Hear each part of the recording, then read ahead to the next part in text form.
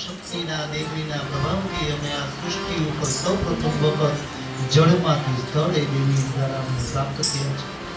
માટે હે નારદ, એ જ માં ભગવતી હું જ્યારે નાનો હતો ત્યારે મને ઝુલાવતા હતા, પારણાની અંદર બેસતા સુવાડીને મને ઝુલાવતા હતા. એ દેવી આપણા સૌના જનની છે. કારણ કે એ ભગવતીની કૃપાથી આ સૃષ્ટિ ઉપર વનોવર દ્વીપ આવ્યો. દ્વીપની અંદર દરેક પ્રકારની આ સૃષ્ટિના અનેક પ્રકાર અમને જોવા મળ્યા છે.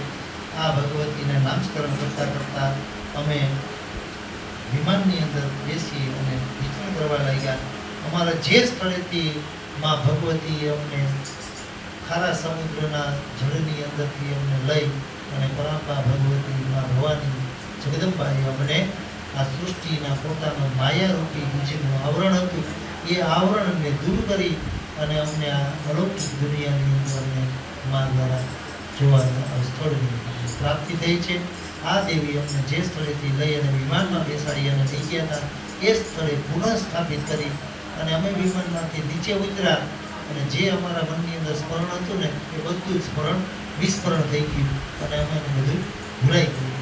કારણ કે આ જો ન બને ને તો આ સૃષ્ટિનો કોઈ પણ માણસ જન્મેલો હોય, જન્મ લે કે હું તો ભાઈ ફલાણા જગ્યાએ હતો ઓલા જન્મમાં, મને ત્યાં તમે મૂકી જાઓ. એટલે એમાં પણ માં ભગવતી માયારૂપી બીજનું આવરણ ઢાંકી અને કારણ કે દેવતાઓને પણ આવરણ ઢાંકી અને આ સૃષ્ટિના દર્શન કરાવી અને માં જગદંબાએ એની ઉપર પણ માયાનું ચાદરનું આવરણ સ્થાપિત કર્યું.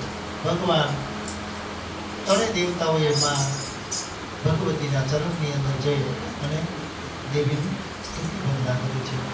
નમો દેવી મહાવિદ્યે નમામિ ચરણો તવ સદા જ્ઞાન પ્રકાશમ મે દેહી સર્વાસ્તદે શિવે.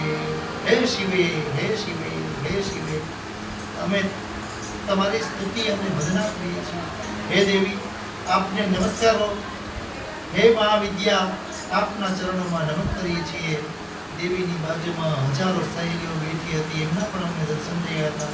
નારદ, આવું અદ્ભુત દ્રશ્ય જોયું. ભુવનેશ્વરીના